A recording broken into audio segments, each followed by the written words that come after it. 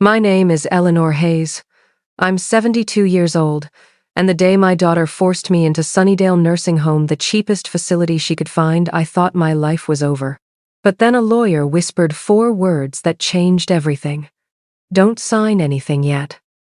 If you want to see how karma finally caught up with my manipulative daughter, hit that like button, subscribe, and comment below where you're watching from. Trust me, you won't want to miss what happens next. 6 months. That's how long it took for my daughter Linda to destroy everything my late husband Robert and I built over 47 years of marriage. 6 months after I buried the love of my life. After I stood at his grave and promised to honor his memory. After I held his cold hand one last time in that hospital room, my own daughter looked at me and saw nothing but dollar signs. Robert died of a heart attack on a Tuesday morning in March. One moment he was laughing at something on the news, drinking his coffee the way he always did, black with just a hint of sugar. The next moment, he was clutching his chest, his face going gray, and I was screaming for the ambulance that would arrive 4 minutes too late. They tried. God knows they tried. But my Robert was gone before they even got him on the stretcher. I was numb for weeks. Couldn't eat, couldn't sleep, couldn't do anything but sit in his armchair and smell his cologne that still clung to the fabric. Our house felt too big and too empty all at once. 47 years of shared mornings, inside jokes, and quiet evenings just gone. Erased. Like someone had taken an eraser to half of my existence. Linda came to the funeral, of course, cried all the appropriate tears, said all the right things. I'm so sorry, Mom. Dad was such a good man. If you need anything at all, just call me. She hugged me, and I remember thinking, thank God I still have my daughter. Thank God I'm not completely alone in this world. What a fool I was. The first month after Robert died, Linda visited twice. Both times, she looked around the house with these calculating eyes, like she was taking inventory. She'd open cabinets, peek into closets, ask casual questions about the mortgage. Is the house paid off, Mom? Do you have a reverse mortgage? What about Dad's life insurance? I thought she was just being practical, making sure I was financially secure. I actually appreciated it. I was so lost in my grief that handling paperwork felt impossible. The second month, her visits increased. Suddenly, she was coming over 3, 4 times a week, always with some excuse. Just checking on you, Mom. Making sure you're eating. Making sure you're okay. She'd bring groceries I didn't ask for, reorganize my kitchen, suggest I should simplify my life. This house is too big for one person, Mom. Don't you think it's too much to maintain? All these stairs, this big yard? I started noticing little things, strange things. One morning, I came downstairs to find the stove burner on. No pot, just burning empty. I have never, not once in 50 years of cooking, left a burner on unattended. Never. But Linda was there within an hour of me discovering it, eyes wide with concern. Mom, this is serious. What if there had been a towel nearby? You could have burned the house down. I tried to explain that I hadn't used the stove that morning, that I'd had toast and tea, that something wasn't right. But she just gave me this pitying look, the kind you give a confused child. Mom, memory issues are nothing to be ashamed of. It happens as we age. We just need to make sure you're safe. Then there was the wandering incident. I was in my garden, tending to Robert's roses like I'd done every week for 40 years. Our neighbor, Mrs. Chen, saw me and waved. Everything was normal. But Linda showed up an hour later, frantic, claiming Mrs. Chen had called her worried because I was wandering around confused in the yard, not sure where I was. That was a complete lie. Mrs. Chen had done no such thing. But when I called Mrs. Chen to confirm, Linda had already spoken to her, probably told her I was confused, because suddenly Mrs. Chen was saying, "Oh yes, dear, you did seem a little disoriented. I was worried. I felt like I was losing my mind." These little incidents kept piling up, each one followed by Linda's concerned face and gentle suggestions that maybe I needed a little more support. The expired yogurt she found in my fridge, I'd checked the dates just days before, and everything was fine. The missed doctor's appointment, I'd never made an appointment for that date. The bills I supposedly forgot to pay, I'd paid them online like I always did, but somehow the checks got lost in the mail. Looking back now, I can see exactly what she was doing. She was building a case, creating a narrative, making everyone around me believe that poor Eleanor Hayes was losing her grip on reality, that she wasn't safe living alone, that she needed her devoted daughter to step in and take control. And it worked. 3 months after Robert died, Linda showed up at my door with her husband Derek and some woman in a pantsuit carrying a leather portfolio. The woman introduced herself as Patricia Morrison, a senior care advisor. My stomach dropped. I knew what was coming, but I was powerless to stop it. They sat me down in my own living room, in the home Robert and I had bought in 1978, and they staged an intervention. That's what it was. A carefully orchestrated intervention designed to make me feel crazy, incapable, and completely alone. Linda started. Her voice was soft, dripping with false compassion. "Mom, we're worried about you. The stove incident, the wandering, the confusion about appointments and bills. These are serious warning signs. Derek and I have been talking to professionals, and we all agree that you're not safe living alone anymore." I tried to protest. "Linda, I'm fine. Those things you're talking about there are explanations. I didn't leave the stove on. I wasn't confused in the garden. Someone is—" She cut me off. "Mom, denial is part of the process. Patricia has seen this hundreds of times." "Right, Patricia?" The care advisor nodded, her face professionally sympathetic. "Mrs. Hayes, your daughter loves you very much. She's trying to do what's best for you. Living alone at your age, especially after losing your spouse, can be very dangerous. What if you fall? What if there's another stove incident, and no one is here to help? We're not talking about taking away your independence. We're talking about giving you support, safety, and peace of mind." Derek chimed in, the coward. He'd always been spineless, always let Linda run the show. "Eleanor, we've looked at several facilities. There's a lovely place called Sunnydale that has availability.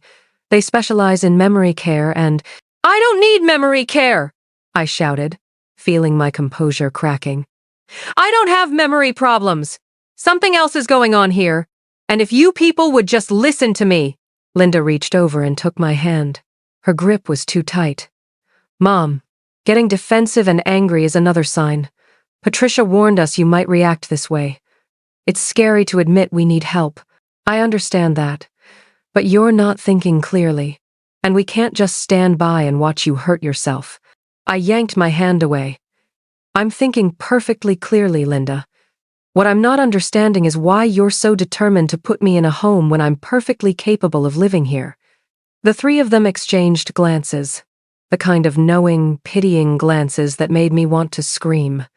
They'd already decided. This whole conversation was just theater, going through the motions so Linda could say she'd tried to reason with me. Patricia opened her portfolio and pulled out glossy brochures. "Why don't we just look at some options, Mrs. Hayes? No pressure, just information." For the next hour, they showed me pictures of smiling elderly people doing crafts, eating meals, playing bingo. They talked about community and activities and 24-hour care. They made it sound like a vacation resort instead of what it really was, a warehouse for old people whose families didn't want to deal with them anymore. And then Linda dropped the bomb. "Mom, we've already put a deposit down on a room at Sunnydale. It's $2,800 a month, very reasonable, and they have an opening next week. We thought we could go tour it together tomorrow, and if you like it, we can start moving some of your things over the weekend." My blood ran cold. "You put a deposit down? Without even asking me?" "We wanted to make sure you had options," Linda said quickly. "The good places fill up fast. This way you're guaranteed a spot if you decide it's right for you." "If I decide?" I laughed, but there was no humor in it. You've already decided, haven't you?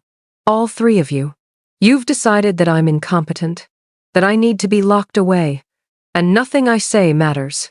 Mom, please don't be dramatic, Linda sighed. No one is locking you away. We're trying to help you.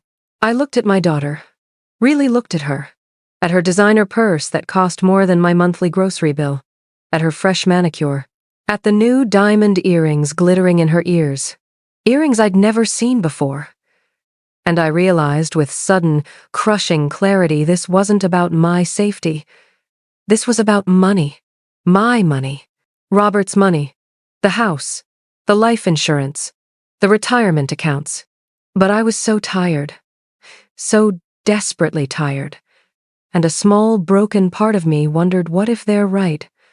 What if I am losing my mind? What if Robert's death broke something in me that I can't see but everyone else can? So I agreed to tour Sunnydale, just to look, just to prove that I was reasonable, that I was willing to consider their concerns, just to make them stop looking at me like I was a bomb about to explode. That was my biggest mistake. Sunnydale Nursing Home was nothing like the brochures. The building was a squat, gray concrete block set back from the road, surrounded by a chain-link fence. The parking lot was full of potholes. Paint peeled from the window frames. A few residents sat outside in wheelchairs, staring at nothing, their clothes stained and their hair unwashed. Linda parked the car and plastered on a bright smile. Don't judge it by the outside, Mom. The inside is much nicer. It wasn't. The smell hit me first, urine, industrial cleaner, and something else I couldn't quite identify. Something sour and sad. The lobby had fluorescent lights that flickered, cheap tile floors, and fake plants covered in dust. A woman moaned from somewhere down the hallway. The receptionist barely looked up when we walked in. The director, a thin man with a weak handshake and watery eyes, gave us a tour. The community room had a television blaring The Price is Right to an audience of 6 people who looked like they were being held hostage. The dining room smelled like boiled vegetables and regret. The gardens were a patch of dead grass with a single concrete bench. And then he showed me the room. My room. The place where Linda thought I should spend whatever time I had left on this earth. It was tiny, maybe 10 feet by 12 feet. 2 beds crammed side by side, separated by a thin curtain that hung crooked from a bent rod. 1 small window that looked out at the parking lot. A shared bathroom with rust stains in the sink, and a toilet that ran constantly. The walls were institutional beige, marked with scuffs and mysterious stains. One of the beds was already occupied. My future roommate was curled on her side, facing the wall, muttering to herself. "This is a shared room," I said slowly, trying to keep my voice steady. The brochure showed private rooms. The director cleared his throat. "We do have private rooms, but they're significantly more expensive. The shared accommodations are quite popular. Most of our residents find they enjoy having companionship." Linda jumped in. "And it's perfect for your needs, Mom. You won't be lonely, and the price point is very reasonable. With Dad's life insurance and your Social Security, you can easily afford this without touching any of your other assets." There it was. The money. Always back to the money. "Linda, I can't. This isn't..." I struggled to find words. "This place is a dump. You saw those people out there. This isn't care, it's storage." "Mom, you're being judgmental," Linda snapped, her mask slipping for just a second. "Not everyone can afford luxury senior living. This is a perfectly acceptable facility, and frankly, we're lucky they have space." "Lucky," I repeated flatly. "You think I'm lucky to be here?" The director sensed the tension and excused himself, probably to avoid witnessing a family breakdown. Derek wandered off to look at something on his phone. It was just me and Linda, standing in that depressing little room that smelled like the end of hope. "You have to understand, Mom," Linda said, her voice dropping low. "I'm doing the best I can. This is what we can afford for you right now. If you'd rather look at more expensive places, we'd need to talk about selling the house. And there it was. The real agenda. Selling the house, I said softly. My house. The house your father and I bought. The house where we raised you, where every room has memories of him. You want me to sell it? I want you to be practical, Linda hissed. That house is too much for you. The property taxes alone are eating through your savings. If we sold it, you could afford a much nicer place than this. You could have a private room, better care, more activities, but you're being stubborn about keeping a house you can't maintain and don't even need anymore. I felt something break inside me. Some last thread of hope that my daughter actually cared about my well-being, that this was really about keeping me safe and not about getting her hands on my assets. I'm not selling the house, I said firmly. That's not up for discussion. Linda's face hardened. Then this is what you can afford. I'm sorry if it's not up to your standards, but this is reality, Mom. You need care, and this is what we can provide within your current budget. I wanted to fight. God, I wanted to fight. But I was so tired, and I was standing in this horrible room that might become my prison, and I could feel Robert's absence like a physical wound, and I just broke. Fine, I whispered. Fine. Linda's face lit up with victory. Really? Oh, Mom, you're making the right choice. You'll see. Once you settle in, it'll be better. And I'll visit every week, I promise. She was lying. I knew she was lying, but I signed the papers anyway. They moved me in 3 days later. 3 days to pack up a lifetime. 3 days to leave the home where I'd loved and laughed and cried and lived for 47 years. Linda hired cheap movers who handled my belongings like they were garbage. My wedding china got chipped. A box of photo albums went missing. Robert's favorite chair, the one I'd sat in after he died, trying to feel close to him, got left behind because there was no room for it at Sunnydale. I arrived at that depressing facility with 2 suitcases, a box of clothes, and my purse containing the only items I couldn't bear to leave.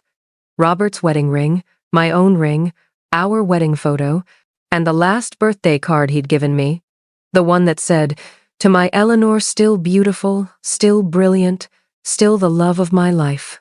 My roommate was a woman named Ruth who screamed. Not all the time, just randomly. She'd be quiet for hours, then suddenly let out these blood-curdling shrieks that brought no one running because the staff was used to it. When she wasn't screaming, she talked to people who weren't there. Her family never visited. I understood why within the first day. The food was worse than I'd imagined. Rubbery eggs for breakfast, mystery meat for lunch, something they called chicken for dinner but tasted like cardboard soaked in grease. The portions were tiny, and if you wanted seconds, the staff looked at you like you were being greedy. I lost 12 pounds in the first month. The care was minimal at best, negligent at worst. Medications were handed out like candy, with no real oversight. I saw them give Mr. Peterson from down the hall the wrong pills 3 times before his daughter raised hell. They showered us once a week if we were lucky, twice a week if we complained. The sheets were changed every 10 days. The temperature was always wrong, too hot in summer, too cold in winter.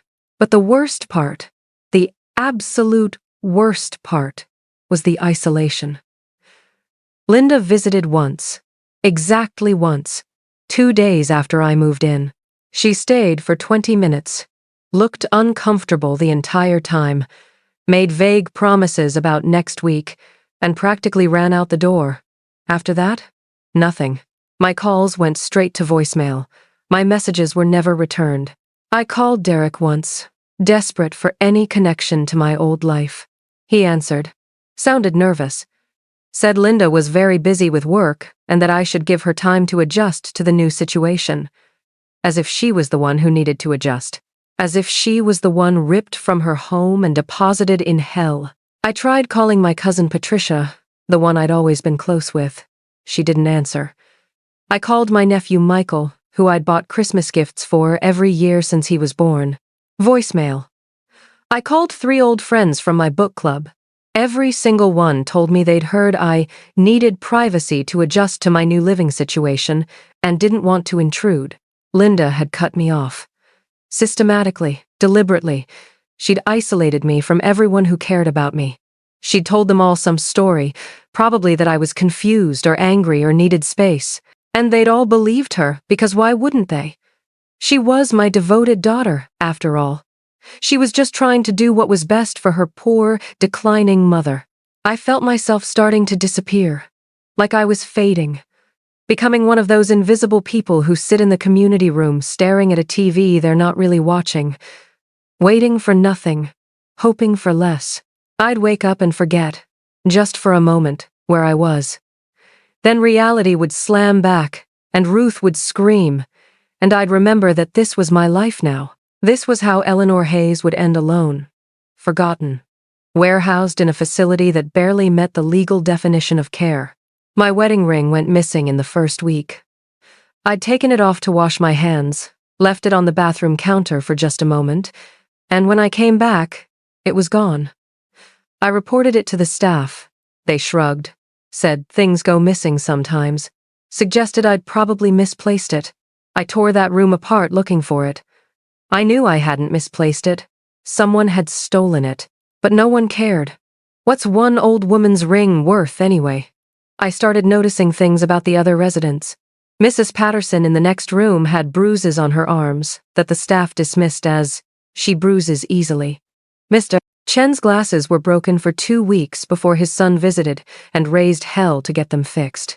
A woman named Dorothy kept asking for her blood pressure medication and was told they were waiting on the prescription for 5 days. 5 days! She had a minor stroke on day 6. This wasn't a care facility. It was a warehouse where families dumped their elderly relatives and forgot about them. And I was just one more forgotten piece of furniture gathering dust. I thought about leaving. God, I thought about it constantly. Just calling a cab, going back to my house, reclaiming my life. But then I'd remember the paperwork I'd signed. The power of attorney Linda had gotten me to initial just for emergencies. The way everyone looked at me now like I was confused and declining. If I left, she'd have me declared incompetent. She'd get a court order. And I'd end up right back here, but with even less control over my own life. So I stayed. I ate the terrible food. I endured Ruth's screaming. I let the hopelessness seep into my bones like the cold that permeated that building no matter what season it was. I watched other residents die, some peacefully, some not, and I waited for my turn. Because what else was there? What else could I possibly do? I was sitting in the day room one afternoon, not watching some game show that blared from the TV, when another resident sat down next to me. Her name was Margaret. She was 86, sharp as a tack, and in Sunnydale because her son lived overseas and this was the only place he could arrange from Japan. Your daughter hasn't visited, Margaret observed. She was knitting something, her needles clicking rhythmically. How long has it been? 6 weeks, I answered. 6 weeks, 2 days, and approximately 4 hours. But who was counting? And she put you here. Why? I almost didn't answer. What was the point? But Margaret waited patiently, and something about her reminded me of Robert's mother, who'd never taken nonsense from anyone. So I told her. All of it. The mysterious stove incident, the wandering, the intervention, Linda's obsession with my house and money, the obvious lies, the isolation. By the time I finished, Margaret had stopped knitting and was staring at me with an expression I couldn't quite read. You know what she's doing, don't you? Margaret said quietly. Yes, I whispered. She's stealing my life. Not just your life, your assets. I saw it happen to my friend Dorothy before I came here. Her daughter did the exact same thing. Manufactured incidents, got her declared incompetent, took over her finances, sold her house out from under her. By the time Dorothy's son from her first marriage found out, the daughter had burned through $400,000. My stomach turned. What happened? Lawsuit. Dorothy's son hired a lawyer, got power of attorney revoked, moved Dorothy to a nice place near him in California. The daughter went to prison for elder financial abuse. Margaret picked up her knitting again. Not every story ends that way, though. Most families don't have anyone willing to fight. I don't have anyone, I said, feeling tears prick my eyes. Linda made sure of that. Margaret was quiet for a moment, needles clicking. Then, my grandson is a paralegal. He knows lawyers who specialize in elder abuse. Want me to have him make a call? I looked at her. This woman I barely knew, offering me the first lifeline I'd had in 2 months. Why would you help me? Because no one helped my friend Dorothy until it was almost too late. And because I've been watching you, Eleanor. You don't belong here. You're not confused or declining. You're trapped. There's a difference. I didn't know whether to laugh or cry. What could a lawyer possibly do? I signed papers. I agreed to come here. Did you sign under duress? Were you given full information? Was your competency properly evaluated by an independent physician, or did your daughter's care advisor friend just make recommendations? Were you coerced? Margaret leaned closer. My grandson's friend, this lawyer. He's seen this before. He knows what to look for. At least talk to him. What do you have to lose? What did I have to lose? My dignity was gone. My freedom was gone. My home, my life, my husband, all gone. The only thing left was hope, and I'd thought I'd lost that too. But here was Margaret, offering me a sliver of it back. Okay, I heard myself say. Yes, please. Margaret smiled and patted my hand. I'll have my grandson reach out tomorrow. In the meantime, write down everything you remember. Dates, times, conversations, witnesses, everything your daughter did and said, everything that felt wrong. Lawyers love documentation. That night, while Ruth snored and occasionally whimpered in her sleep, I sat under the dim light from the bathroom and wrote. I filled 10 pages front and back with everything I could remember. The stove that I didn't turn on. The confused wandering in my own garden that never happened. The bills that I'd paid but Linda claimed were overdue. The careful way she'd orchestrated every incident, every concern, every step that led to this place. I wrote about Mrs. Chen's suddenly convenient worry after Linda had called her. About the expired food in my fridge that I'd checked days earlier. About Linda's increasing interest in my financial situation. Her questions about the house. Her calculations disguised as concern. About the intervention with that Patricia woman who seemed more interested in getting me placed than actually evaluating my needs. About the way Derek avoided my eyes. About how my wedding ring disappeared. About the calls that went unreturned and the family who suddenly believed I needed privacy. By the time I finished, my hand ached and my heart was pounding. I'd laid it all out. The entire manipulation. The calculated theft not just of my money, but of my autonomy, my dignity, my very identity as a capable person. And tomorrow, a lawyer would read it. Someone would finally listen. Someone would finally believe me. I slept that night for the first time in weeks, clutching those pages like they were a life raft. Because they were. 3 days later, on a Thursday afternoon during visiting hours when the day room was busiest, a man walked in who didn't look like he belonged at Sunnydale. He wore an expensive suit, carried a leather briefcase, and moved with the kind of confidence that comes from winning. Margaret's grandson had come with him, a nervous young man who kept adjusting his glasses, and they headed straight for me. Mrs. Hayes? The man in the suit extended his hand. I'm James Morrison, estate attorney. This is Kevin Chen, Margaret's grandson. I believe we need to talk about your late husband's will. My heart started racing. I stood up, shook his hand, and noticed that several other residents were watching with interest. This was the most exciting thing to happen at Sunnydale in months. And then, Linda walked in. I don't know if it was coincidence or if someone had called her, but she appeared in the doorway of the day room, her face going from cheerful to suspicious to white as paper in about 3 seconds. She saw me with the lawyer, saw his briefcase and expensive suit, and I watched her entire body tense like a deer that just heard a gunshot. She crossed the room quickly, her heels clicking on the cheap tile, and forced a bright smile. "Mom!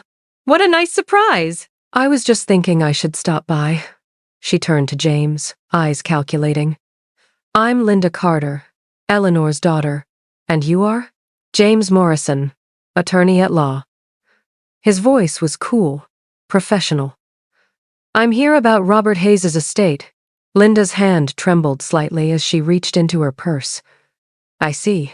Well, that's wonderful that Mom has legal representation, but I actually have power of attorney and handle all of her affairs now." She pulled out papers, waving them slightly. "These were all properly filed, reviewed by the court. Everything's legal and above board." "I'm sure it is," James said smoothly. "However, I have some paperwork that predates your power of attorney that Mrs. Hayes needs to review. It's regarding her late husband's estate planning." Linda's smile got tighter. "My father's estate was settled months ago. Everything was quite straightforward." "Was it?" James tilted his head slightly. "Then you're aware of the secondary trust." Linda blinked. "Secondary trust?" "There was no secondary trust. Just the will, which left everything to Mom. And I'm managing Mom's affairs now because She caught herself, glanced at me. "Because she needs help." "Mrs. Hayes." James turned to me, his back slightly to Linda, blocking her. "I need to speak with you privately about some very important financial matters. It's regarding accounts and property that your late husband set up specifically for your protection." "Protection from what?" Linda's voice went up an octave. "I'm her daughter. I'm the one protecting her." But James wasn't listening to Linda anymore. He was looking at me, and in his eyes I saw something I hadn't seen in months: respect. He was looking at me like I was a person, not a problem. Like I was capable of making decisions, not someone who needed to be managed. And then he leaned in close enough that only I could hear, and whispered 4 words that changed everything. "Don't sign anything yet." My breath caught. Those 4 words were a lifeline, a warning, a promise all at once. They meant someone was finally on my side. Someone was finally fighting for me instead of against me. Someone finally believed me. Linda was still talking, her voice getting louder and more frantic. "I don't know who you are or what you think you're doing, but my mother is in my care, and any legal matters go through me first. I have power of attorney. I make the decisions now." "Actually," James straightened, his voice cutting through her panic like a knife, "Mrs. Hayes is of sound mind and can make her own decisions, and any power of attorney can be challenged if it was obtained under false pretenses or duress." He paused, letting that sink in. "Which is something we'll need to discuss." The look on Linda's face, I'll remember it until the day I die. It was shock and rage and fear all mixed together, with a hefty dose of, "How dare you challenge me?" She tried to recover, tried to smile, but it came out all wrong. "I think there's been a misunderstanding," she said, her voice shaking slightly. "My mother is experiencing cognitive decline. That's why she's here, in a memory care facility." "This isn't a memory care facility," James interrupted. "This is Sunnydale Nursing Home, which provides basic assisted living. There's no specialized memory care program here, and Mrs. Hayes has never been diagnosed with dementia or any cognitive impairment by a licensed physician. So perhaps you'd like to clarify why you keep referring to her as mentally incompetent?" Linda's mouth opened and closed. The incidents." "What incidents?" James pulled a notepad from his briefcase. "Please be specific. Dates, times, witnesses. I'll need documentation for any claims of incompetence." And that's when I saw it, the moment Linda realized she'd walked into a trap. She'd been so confident, so sure of her control over me and my life, that she'd never considered someone might actually challenge her.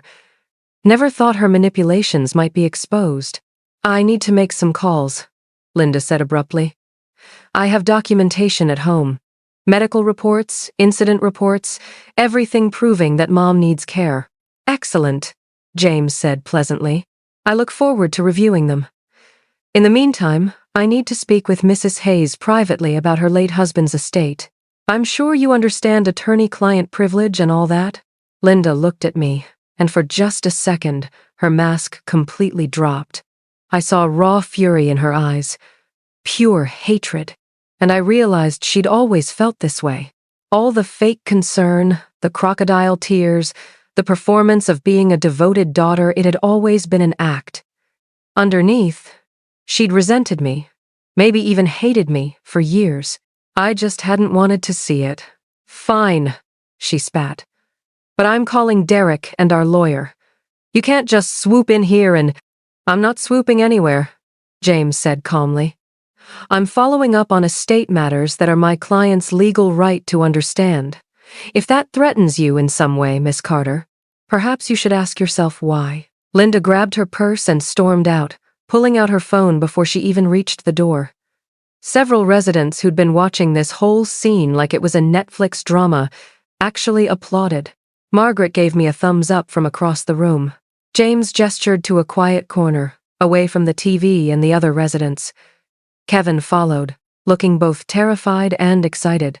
We sat down in those uncomfortable plastic chairs, and James opened his briefcase. "Mrs. Hayes," he said, "before we go any further, I need to ask you something very important, and I need you to be completely honest with me. Do you want to be here?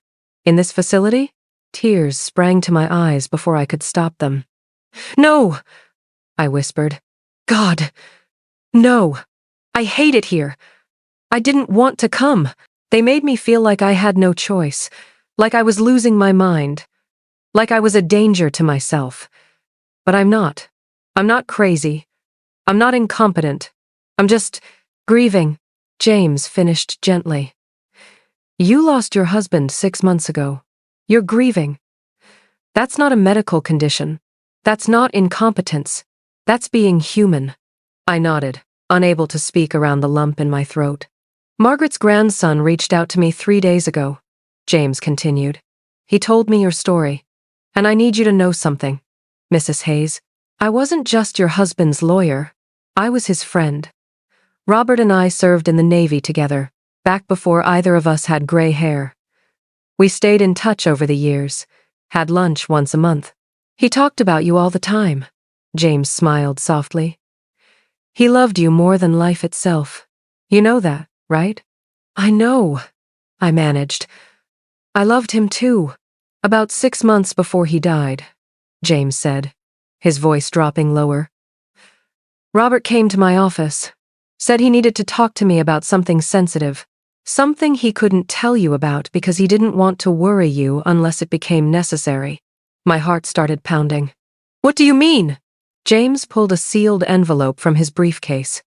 It was yellowed slightly, addressed in Robert's familiar handwriting. "To be opened only in Eleanor's presence." "Robert was worried about Linda," James said quietly. "He'd been noticing things, her spending habits, her constant financial problems, the way she'd ask you to for money and then lie about what it was for. He did some digging, nothing invasive, just public records, and discovered that Linda had declared bankruptcy twice. Once in 2019, once in 2022. She had over $300,000 in debt between credit cards, personal loans, and gambling losses. I felt like I'd been punched. Gambling? She has an account at 3 different online casinos. Robert found out by accident when he borrowed her laptop to check his email one Christmas and saw the browser history. He confronted her privately, offered to help her get treatment, but she denied everything, said she'd gotten control of it, but the debt kept growing. Robert knew that if anything happened to him, Linda might try to take advantage of you, James continued. So he created a separate trust, one that Linda doesn't know about. He opened the envelope and pulled out documents. This trust contains the house, his life insurance payout, and the investment accounts. Everything. It's protected, Eleanor. Linda can't touch any of it. I stared at the papers, barely comprehending. But she said the house taxes. My savings running out. Lies. All of it. James's voice hardened.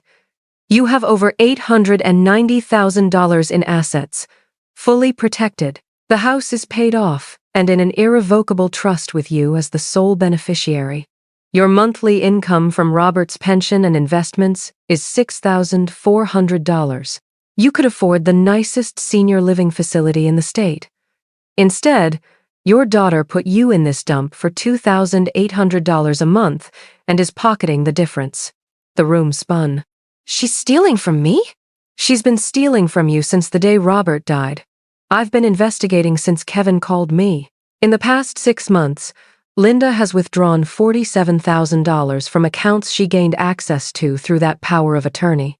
She's been meeting with real estate agents about selling your house, and she's been telling everyone you're incompetent so no one questions her decisions. I felt rage building in my chest, hot and pure. That's why no one will talk to me. She told them I was losing my mind. Yes, but here's what she doesn't know. Robert included a clause in his trust. If Linda attempts to manipulate, coerce, or defraud you in any way, she forfeits any inheritance. He'd set aside $50,000 for her in a separate account. Because of her actions, she gets nothing. Good, I said fiercely. She deserves nothing. James leaned forward. Eleanor, I need you to understand something. What Linda has done is elder financial abuse. It's a crime. She could go to prison. But before we proceed, you need to decide what you want. Do you want to press charges? Do you just want your life back? Do you want her out of your life completely? This is your choice, not mine.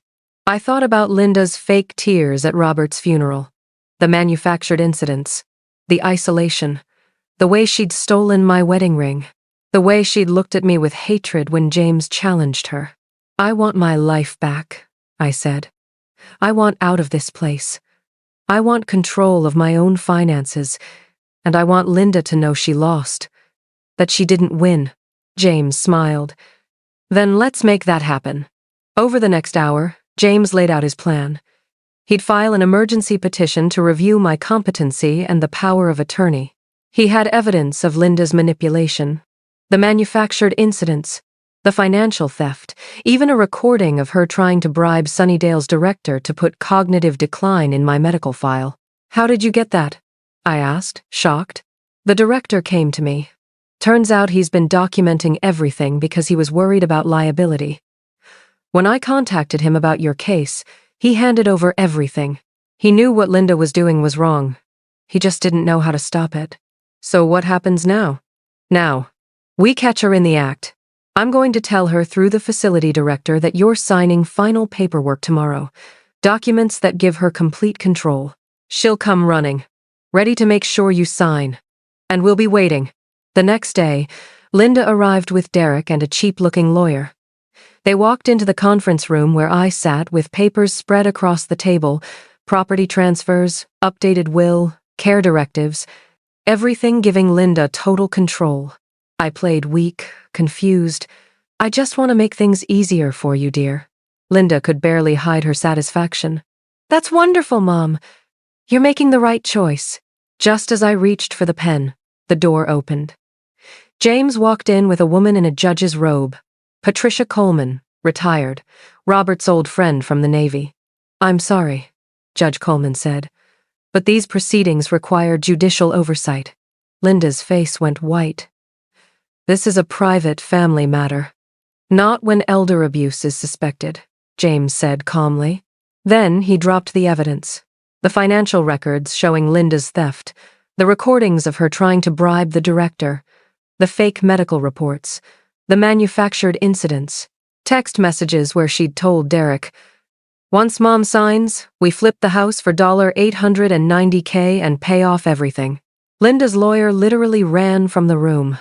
Linda tried to deny everything, but James had receipts for all of it.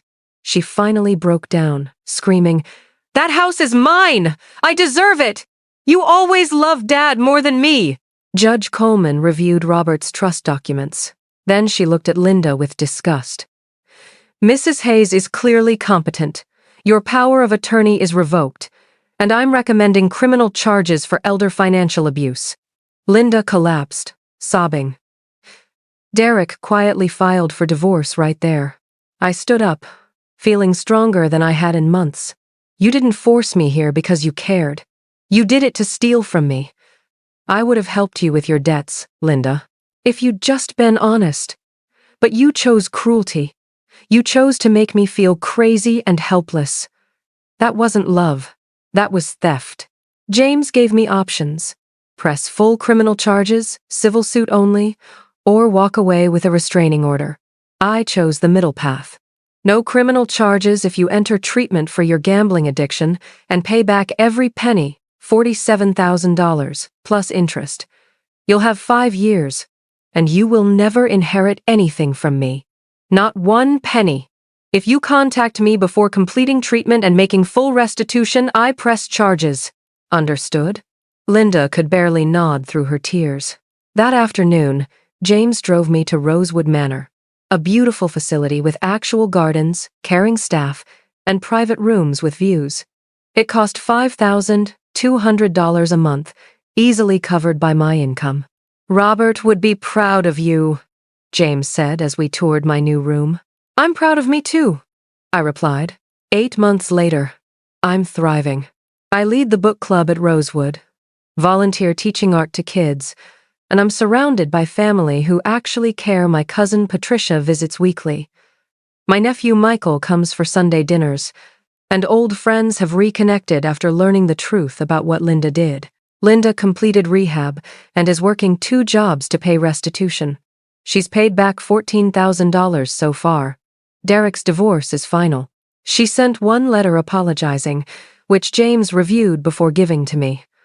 I haven't responded yet. Maybe someday. I've also become an advocate for other residents. When Dorothy's son started pressuring her to sell her condo, I gave her James's card. Call him before you sign anything. Last week, I visited Robert's grave and told him everything. You protected me, even after you were gone. Thank you, my love. I'm painting again watercolors of the garden. I'm not done living yet. Not by a long shot. My daughter thought she could lock me away and steal everything Robert and I built. But she forgot one thing: I'm tougher than I look. And Robert was smarter than she ever knew. If this story taught you anything about protecting your elderly loved ones, hit that like button, subscribe for more real-life stories, and comment below where you're watching from. And remember, always read before you sign. Never let anyone make you feel powerless. You're stronger than you think. My name is Eleanor Hayes. I'm 72 years old, and I'm living proof that it's never too late to fight back.